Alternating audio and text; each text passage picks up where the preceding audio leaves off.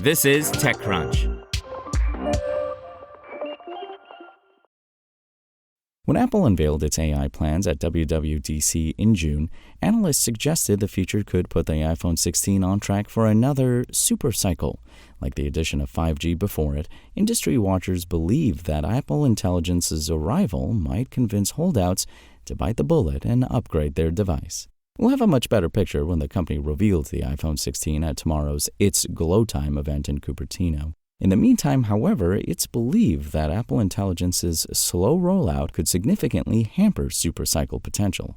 In June, Apple showed the world a take on AI firmly in line with its mission statement of prioritizing user experience, trained on small models instead of the massive black boxes behind services like Google Gemini and OpenAI's ChatGPT. Apple's play is centered around improving existing experiences through generative AI. As Bloomberg notes today, however, delays could impact the iPhone 16's bottom line. WWDC offered a lot of big promises, but we're unlikely to see many delivered until 2025. Regional limitations present key roadblocks as well, including in the EU and China, the latter of which can make or break Apple financials in any given quarter. ChatGPT integration, meanwhile, is also unlikely for launch. In the lead-up to WWDC, the industry wondered whether Apple would be able to become a major player with the generative AI competition. But while the developer conference wowed observers with impressive demos, there's still a lot of catching up to do. At the time of writing, iPhone 15 Pro/Pro Max are the only devices approved to run Apple Intelligence. Tomorrow's event is set to change that, especially as further rumors point to increased uniformity across the iPhone 16 line. The base models are expected to get A18 chips, with the Pros, fittingly, getting A18 Pros. While sales are incredibly important to Apple and its shareholders, Apple Intelligence is a massive, multifaceted undertaking, and rushing it out too early could have a longer-term adverse impact on the company's bottom line than a staggered rollout. Car rental giant Avis is notifying hundreds of thousands of people that their personal information and driver's license numbers were stolen in an August cyber attack.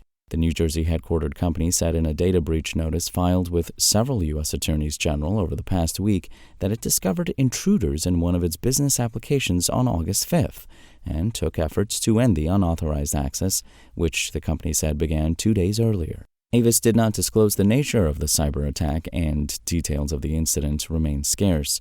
An Avis spokesperson did not respond to an email requesting comment about the cyber attack. In a data breach notice filed late last week with Iowa's Attorney General, the car rental company said that the stolen information includes customer names, mailing addresses, email addresses, phone numbers, their date of birth, credit card numbers, and expiration dates, and driver's license numbers. It's not yet known why Avis stored this sensitive customer information in a way that allowed it to be compromised. On Monday, a filing with Maine's Attorney General revealed that Avis's data breach affects a total of 299,006 individuals to date.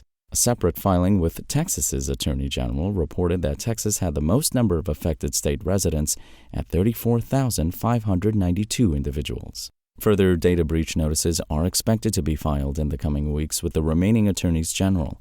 It's not yet known if the number of individuals affected by the Avis data breach will rise. Avis, which owns the budget car hire and Zipcar car-sharing brands, has more than 10,000 rental locations in 180 countries, according to the company's most recent full-year financial earnings reported in February. Avis made $12 billion in revenue during 2023, and the company's chief executive, Joe Ferraro, reported $10.2 million in total compensation that year. It's not clear who at Avis oversees the cybersecurity for the company. Bluesky keeps growing. The company announced that as of Friday morning, it had added 3 million new users, bringing its total user count to more than 9 million. In other words, the social platform's user base has grown by around 50% in the week or so since a Brazilian court banned X, formerly Twitter. The ban sent Bluesky to the top of the free iPhone app charts in Brazil, where it's currently ranked number 2, behind Meta's competing app Threads. In addition to sharing the latest user numbers, Bluesky also assured users, old and new, that video support is coming soon. The platform started as a Twitter-backed initiative to create an open social protocol, but has since become an independent, venture-backed startup and fully open to the public in February. In an earlier post about growth, Bluesky said that 85% of its new users are Brazilian. Bringing on so many new users so quickly has led to occasional technical issues, which you can check out via a TechCrunch article linked in the text version of this article. That's all for now. For more stories like this one, visit TechCrunch.com.